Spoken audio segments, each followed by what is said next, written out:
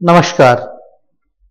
आज हमारे सामने राहुल सांकृत्यायन द्वारा लिखित एक अध्याय ल्हासा की ओर, जो कि यात्रा वृत्त है, एक यात्रा वृत्तांत है। राहुल सांकृत्यायन जी हिंदी के प्रतिष्ठित साहित्यकार, लेखक, कहानीकार, निबंधकार, आलोचक, समीक्षक रहे हैं। उनका चित्र हमारे समक्ष है और ल्हासा की ओर अध्याय को हम आज पढ़ने वाले हैं, जो कि एनसीईआरटी द्वारा निर्धारित पुस्तक क्षितिज भाग 1 में संकलित है।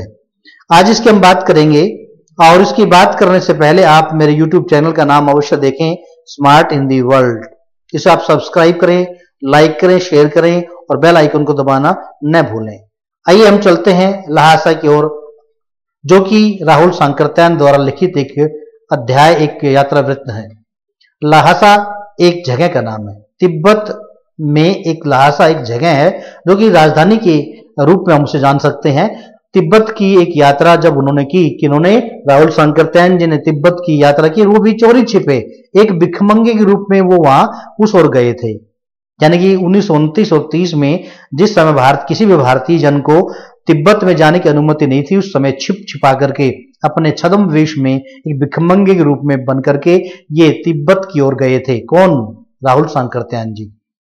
ये सब के बारे में मैंने एक अलग सी वीडियो बनाई है, जिसमें राहुल सांकृत्यायन के जीवन परिचय, उनके क्रियाकलाप, उनकी रचनाओं का विवरण मैंने दिया है। उसका लिंक मैंने डिस्क्रिप्शन बॉक्स में दिया है, आप उसे जरूर देखें। चलिए ल्हासा की ओर। वह नेपाल से तिब्बत जाने का मुख्य रास्ता था, यानी कि जिस तरफ वो जा रहे थे, कौन? राहुल सांकृत्यायन जी। और वह तिब्बत जाने के लिए नेपाल के माध्यम से, नेपाल की ओर से वो गए थे, वो उनके लिए मूल मुख्य रास्ता था। फरी क्लिंगपोंग का रास्ता जब नहीं खुला था तो नेपाल ही नहीं, हिंदुस्तान की भी चीजें इसी रास्ते तिब्बत जाया करती थी। यानी कि हिंदुस्तान की भी सभी चीजें जब निर्यात होती थी नेपाल के द्वारा, उसी रास्ते से वहां पर तिब्बत में पहुंचती थी। यह व्यापारिक नहीं, सैनिक रास्ता भी था। यानी उस समय की सैनिक गतिविधियों का संचालन करने का एकमात्र रास्ता यही था। इसलिए जगह जगह फौजी चौकियां और किले बने हुए हैं, जिनमें कभी चीनी पलटन रहा करती थी। आजकल बहुत से फौजी मकान गिर चुके हैं। दुर्ग के किसी भाग में जहां किसानों ने अपना बसेरा बना लिया है, वहां घर कुछ आबाद दिखाई पड़ते हैं। ऐसा ही परित्यक्त एक चीनी किला था। परित्यक्त का मतलब है छोड़ा हुआ, त्यागा हुआ।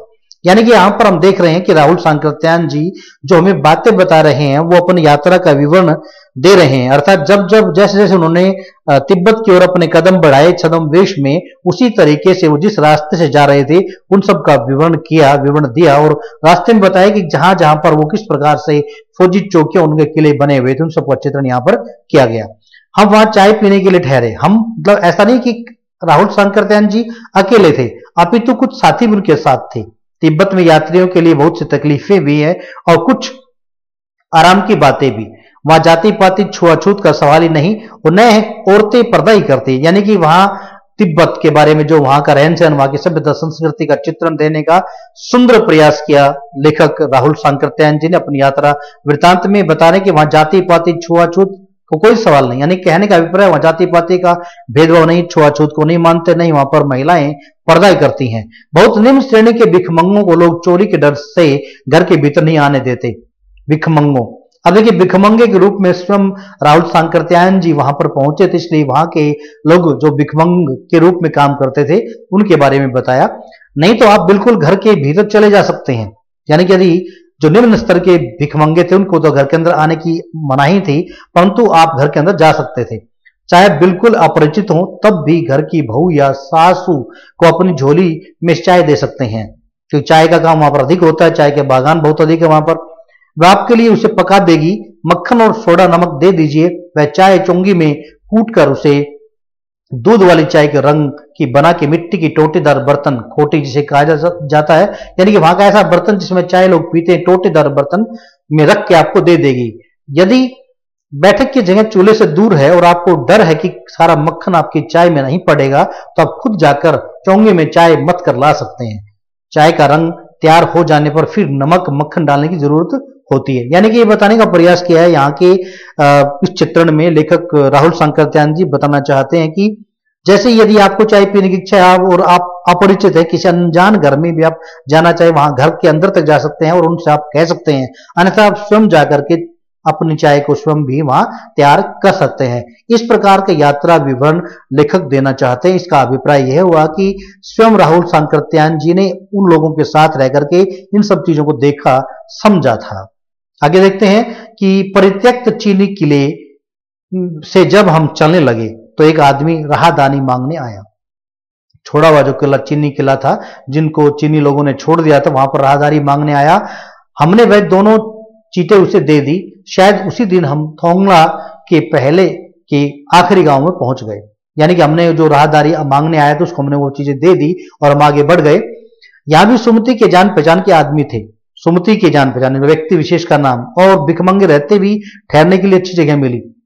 यानी कि सुमति के जान पहचान के वहां पर आदमी रहते थे और भिखमंगे रहते भी, और हम भिखमंगे ग्रुप में थे, इसलिए हमें ठहरने के लिए हमें ठीक ठाक जगह मिल गई। 5 साल बाद हम इसी रास्ते लौटे थे और भिखमंगे नहीं, एक भद्र यात्री के वेश में घोड़ों पर सवार होकर आए थे। यानी देखिए, लेखक अपनी बात बिल्कुल स्पष्ट कर रहा है कि हम गए तो थे भिखमंगे भिखारी के रूप में, और 5 साल बाद वापस लौटे तो हमने देखा कि हम बड़े भद्र यात्री, एक सभ्य नागरिक की भांति वहां से लौटे और घोड़ों पर सवार होकर आए थे। किंतु उस वक्त किसी ने हमें रहने के लिए जगह नहीं दी और हम गांव के एक सबसे गरीब झोपड़े में ठहरे थे। यानी कि बताना चाहते हैं कि जिस समय पहली बार वो गए थे वहां तिब्बत में तो भिखमंगे के रूप में गए थे, परंतु उसके ठीक 5 साल बाद जब वापस दोबारा लौटे तो एक भद्र यात्री की भांति गए थे। तो वहां पर बताना चाहते हैं दोनों यात्राओं में क्या अंतर था कि भिखमंगे के रूप में गए तब तो उन्होंने ठहरने के लिए उनको अच्छी जगह मिल गई थी, परंतु जब वो एक सभ्यता के आधार पर भद्र यात्री के रूप में गए तो वहां पर उन्हें कोई विशेष जगह, विशेष ठहरने की जगह नहीं मिली, अपितु हम गांव के एक सबसे गरीब झोपड़े में ठहरे थे। बहुत कुछ लोगों की उस वक्त की मनोवृत्ति पर ही निर्भर है। खासकर शाम के वक्त छंग पीकर बहुत कम होश आवाज को दुरुस्त रखते हैं। यानी कि एक वहां का पेय पदार्थ जिसे यहाँ छंग नाम दिया गया है, वो लोग पी पाकर अपना होश आवाज दुरुस्त रख पाते, यानी कि होश आवाज खो देते थे। परंतु कुछ ही लोग ऐसे थे जो अपने आप को बचा पा सकते, दुरुस्त ठीक ठाक रख पाते थे। अब हमें सबसे विकट डांडा थोंगला पार करना था। डांडे तिब्बत में सबसे खतरे की जगह थी।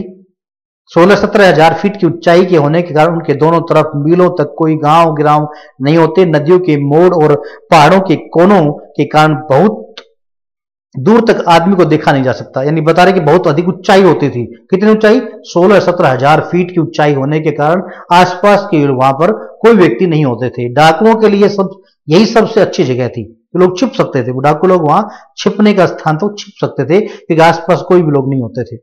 तिब्बत में गांव में आकर खून हो जाए तब तो खूनी को सजा भी मिल सकती है, लेकिन इन निर्जन स्थानों में मरे हुए आदमियों के लिए कोई परवाह नहीं करता। सरकार खुफिया विभाग और पुलिस पर उतना खर्च नहीं करती और वहां गवाह भी तो कोई नहीं मिल सकता।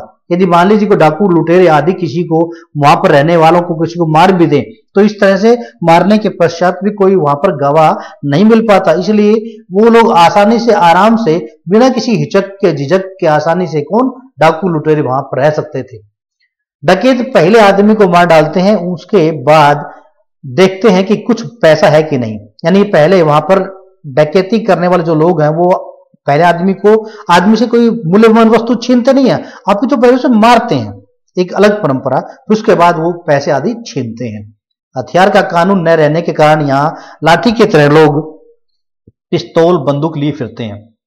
कोई हथियार का कानून नहीं है। तिब्बत में कोई हथियार का किसी प्रकार कानून नहीं है। डाकू यदि जान से न मारे तो खुद उसे अपने प्राणों का खतरा है। गांव में हमें मालूम हुआ कि पिछले ही साल थोंगला के पास खून हो गया। कहां के पास? थोंगला के पास खून हो गया। शायद खून की हम उतनी परवाह नहीं करते क्योंकि हम भिखमंगे थे और जहां कहीं वैसे सूरत देखते टोपी उतार जीभ निकाल कुची कुची एक पैसा, यानी कि एक मांगने का तरीका। यानी कि यहां पर राहुल सांकृत्यायन जी बता रहे हैं कि हम भिखमंगे के रूप में गए थे और वहां पर मांगने का एक तरीका था। यदि कोई व्यक्ति हमारी सूरत देखता, हम पर कोई शक करने का प्रयास करता तो हम उसकी ओर जीभ निकालकर टोपी उतारते, जीभ निकालते और कुची कुची कुची कुची कुची कुची एक पैसा दे दो। इस प्रकार दया के नाते एक पैसा दे दो, हम उसे ऐसा कह देते थे, कहते और भीख मांगने लगते। लेकिन पहाड़ की ऊंची चढ़ाई थी, पीठ पर सामान लाद कर कैसे चलते। और अगला पड़ाव जो 16-17 मील से कम नहीं था। मैंने सुमति से कहा यहां से अलंकोर तक के लिए 2 घोड़े कर लो, सामान भी रख लेंगे और चढ़े चलेंगे। दूसरे दिन हम घोड़ों पर सवार होकर ऊपर की ओर चले। डांडे से पहले एक जगह चाय पी। दोपहर के वक्त डांडे के ऊपर जा पहुंचे। हम समुद्र तल से 17,000 फीट ऊंचे खड़े थे। हमारे दक्षिण तरफ पूर्व से पश्चिम की ओर, अर्थात हमारे दक्षिण से पूर्व से पश्चिम की ओर हिमालय के हजारों श्वेत शिखर खड़े थे। हिमालय के हजारों श्वेत यानी सफेद रंग के हजारों शिखर चोटियां दिखाई दे रही थी हिमालय पर्वत की। बीटे की ओर देखने वाले पहाड़ बिल्कुल नंगे थे, न वहां बर्फ की सफेदी थी न किसी तरह की हरियाली। उत्तर की तरफ बहुत कम बर्फ वाली चोटियां दिखाई पड़ती थी। सर्वोच्च स्थान पर डांडे के देवता का स्थान था, जो पत्थरों के ढेर, जानवरों की सींगों और रंग बिरंगे कपड़ों की झंडियों से सजाया गया था। अब देखिए, यहां पर आप देख रहे हैं कि किस प्रकार से राहुल सांकृत्यायन जी वहां की अपनी यात्रा अर्थात तिब्बत की अपनी यात्रा के एक छोटे छोटे विवरण का चित्रण बड़े सजीव ढंग से कर रहे हैं। जैसे चित्रात्मक शैली हमारे समक्ष उपस्थित हो गई हो। हमें ऐसा लग रहा है कि जैसे हम पूर्ण चलचित्र के रूप में, फिल्म के रूप में वहां की यात्रा का चित्रण अपनी आंखों से देखने का प्रयास कर रहे हैं। यानी कि पत्थरों के ढेर, जानवरों के सींग और रंग बिरंगे कपड़े और की झाड़ियों से सजाया गया था। अब हमें बराबर ऊंचाई पर चलना था, यानी हम नीचे की ओर उतर रहे थे, क्योंकि हम 17-18 हजार फीट की ऊंचाई पर पहुंच गए थे। अब हमें नीचे की ओर उतरना था। चढ़ाई तो कुछ दूर थोड़ी मुश्किल थी, लेकिन उतराई बिल्कुल नहीं। शायद 2-1 और सवार साथी हमारे साथ चल रहे थे। मेरा घोड़ा कुछ धीमे चलने लगा। मेरा अर्थात राहुल सांकृत्यायन और सुमति ने जो घोड़ा किराए पे लिया था, वो घोड़ा धीरे चलने लगा। मैंने समझा कि चढ़ाई की थकावट के कारण ऐसा कर रहा है, उसे मारना नहीं चाहता था। धीरे धीरे बहुत पिछड़ गया और मैं दोकने वस्तु की तरह अपने घोड़े पर झूमता हुआ चल रहा था। यानी कि बहुत धीमी गति से चलने वाले घोड़े पर मैं बैठा हुआ था और बड़ी मुझे लग रहा था घोड़ा थक गया है, परंतु कुछ कारण और था जो आगे बताना हम चाहेंगे। जान नहीं पड़ता था कि घोड़ा आगे जा रहा है पीछे। यानी कि लेखक कह रहे हैं कि मुझे ऐसा लग रहा था कि पता नहीं घोड़ा आगे चल रहा है या पीछे। मैं चिंतित था कि मैं सबसे पीछे रह गया। ऐसा क्या कारण है, घोड़ा आगे जाने के बजाय पीछे सरकता नजर आ रहा है। जब मैं जोर देने लगता तो वह और अधिक सुस्त पड़ जाता। एक जगह 2 रास्ते फूट रहे थे। मैं बाएं का रास्ता ले मील 1.5 मील चला गया। आगे घर से पूछने से पता लगा कि लंकोर का रास्ता दाहिने वाला था। अर्थात यानी कि लेखक बताना चाहते हैं घोड़ा आराम से चल रहा था, तो उसके आगे चलने के पश्चात घोड़ा थोड़ा और सुस्त पड़ गया, धीरे चलने लगा। तो सामने जाने के बाद एक टी पॉइंट आ गया, जिसमें मेरे लिए दुविधा थी कि मैं किस तरफ मैं जाऊं। एक रास्ता फट रहा था, परंतु मैंने गलती से दूसरा रास्ता ले लिया। आगे जाने पर मुझे पता चला कि जिस रास्ते में जाना चाहता, लंकोर की तरफ मैं जाना चाहता था, वो दूसरा रास्ता था। 4-5 बजे के करीब मैं गांव से मील भर पर था। यानी कि दोपहर के बाद सायंकाल के समय 4-5 बजे के आसपास मैं 1 मील भर दूर रह गया था। तो सुमति इंतजार करते हुए मुझे मिली। मंगोलों का मुंह वैसे ही लाल होता है और अब तो वह पूरे गुस्से में थे। उन्होंने कहा, मैंने 2 टोकरी कंडे फूक डाले, 3 बार चाय को गर्म किया। कौन कह रहे हैं? सुमति कह रहे हैं कि मैंने 2 टोकरे कंडे फूक डाले, जला डाले, 3-3 बार चाय भी गर्म की। मैंने बहुत नरमी से जवाब दिया, लेकिन मेरा कसूर नहीं है मित्र। देख नहीं रहे हो कैसा घोड़ा मुझे मिला है? मैं तो रात तक पहुंचने की उम्मीद रखता था। यानी कि बताना चाहता कि जब लंकोर की ओर राहुल सांकृत्यायन जी अपने घोड़े पर सवार होकर जा रहा था, तो घोड़े की गति बड़ी धीमी थी। शायद वो थक गया था।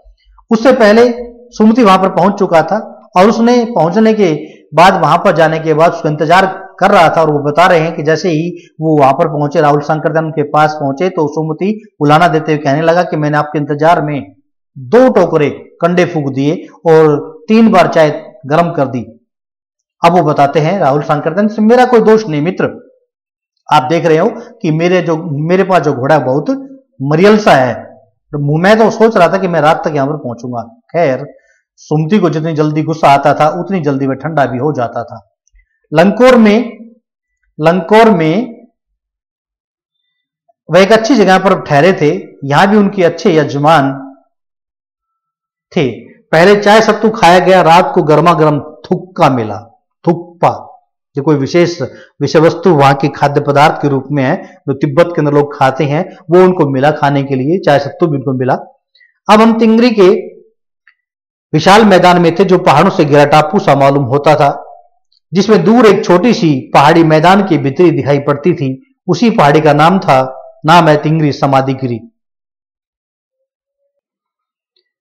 आसपास के गांव में भी सुमति के कितने यजमान थे। कपड़े की पतली पतली चिरी बत्तियों के गंडे खत्म नहीं हो सकते थे, क्योंकि बोध गया से लाए कपड़े के खत्म हो जाने पर किसी कपड़े से बोध गया का गंडा बना लेते थे। यानी कि वहां की स्थिति का विवरण कि सुमति के लोग काफी आसपास जानकार थे, वो उसी हिसाब से वहां पर उनकी सहायता ले रहे थे। वह अपने यजमानों के पास जाना चाहते थे। मैंने सोचा यह तो हफ्ता भर उधर ही लगा देंगे। कौन? सुमति जाना चाहते थे अपने यजमानों के पास, परंतु मैंने अर्थात राहुल सांकृत्यायन जी ने उन्हें जाने के लिए मना करना चाहा। मैंने उनसे कहा कि जिस गांव में ठहरना हो उसमें भले ही गंडे बांट दो, मगर आसपास के गांव में मत जाओ। इसके लिए मैं तुम्हारे लहासा पहुंचकर रुपए दे दूंगा। सुमति ने स्वीकार कर लिया। दूसरे दिन हमने भरिया ढूंढने की कोशिश की, लेकिन कोई न मिला।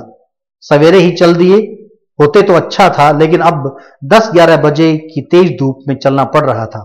यानी कि तिब्बत के अंदर भी तेज धूप पड़ती है, उसका भी चित्रण यहां पर लेखक बताना चाहते हैं। 10-11 बजे तिब्बत की धूप भी बहुत कड़ी मालूम होती है। यद्यपि थोड़े से भी मोटे कपड़े से सिर को ढाक ले तो गर्मी खत्म हो जाती है। आप 2 बजे सूरज की ओर मुंह करके चल रहे हैं। यानी कि 10-11 बजे वहां पर पहुंचे हैं और बता रहे हैं कि जब 2 बज गए थे तो ऐसा लग रहा है कि हम सूरज की तरफ मुंह करके चल रहे हों। ललाट धूप से जल रहा है, पीछे का कंधा बर्फ हो रहा है। फिर हमने पीठ पर अपनी चीजें लादी, डंडा हाथ में लिया और चल पड़े। यद्यपि सुमति के परिचित तिंगरी में भी थे। देखिए यहां पर लेखक बताना चाह रहे हैं कि सुमति के जानकार, उसके पहचानने वाले हर जगह पे विद्यमान हैं, उनकी सहायता ले सकते थे। लेकिन राहुल सांकृत्यायन जी जो कि भिखमंगे के रूप में उनके साथ थे, तो वो बार बार किसकी सहायता लेना अपेक्षित नहीं मानते, उचित नहीं मानते थे। लेकिन वह एक और यजमान से मिलना चाहते थे, इसलिए आदमी मिलने का बहाना कर शेखर विहार की ओर चलने के लिए कहा। तिब्बत की जमीन बहुत अधिक छोटे बड़े जागीरदारों में बटी है। लेखक यहां पर यह बताना चाहते हैं कि तिब्बत की जमीन है वो छोटे बड़े यानी कि छोटे बड़े जागीरदारों जमींदारों के बीच बटी हुई है। इन जागीरों का बहुत हिस्सा मठों विहारों के हाथ में है।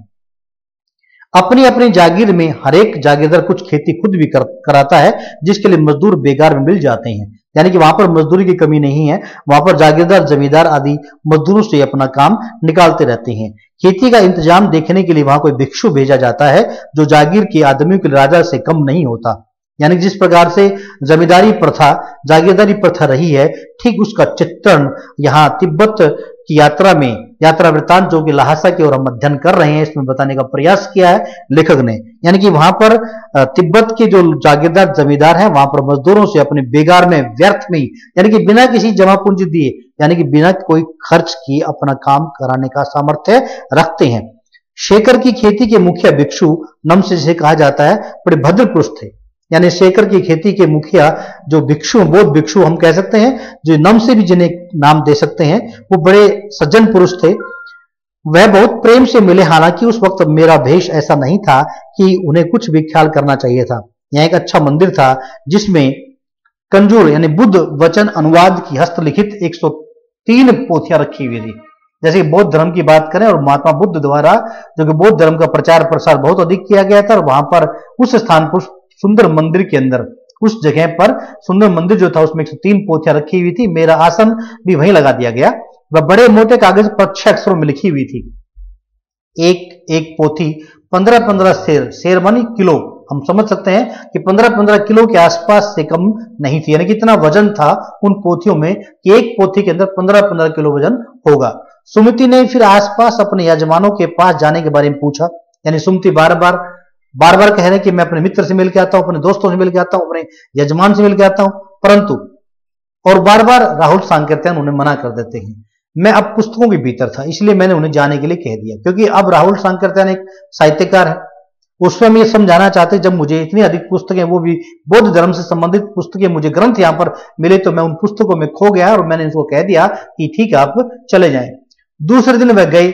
मैंने समझा था कि 2-3 दिन लगेंगे, लेकिन वह उसी दिन दोपहर बाद चले आए। तिंगरी गांव वहां से बहुत दूरी पर नहीं था। हमने अपना सामान पीठ पर उठाया और भिक्षु नमसे से विदाई लेकर हम चल पड़े।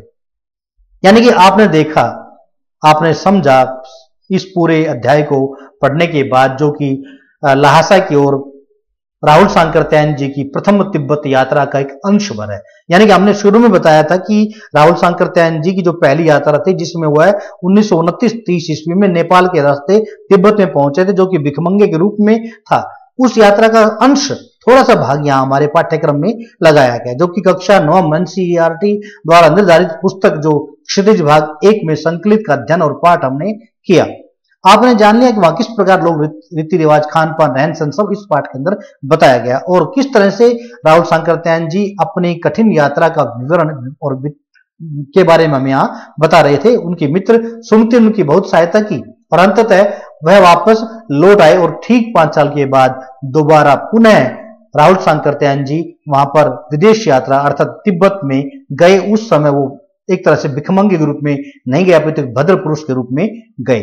इस तरीके से आप सभी ने इस पाठ को ध्यान से सुना, इसके अच्छी प्रकार समझने का प्रयास करना, इसके बारे में जानना।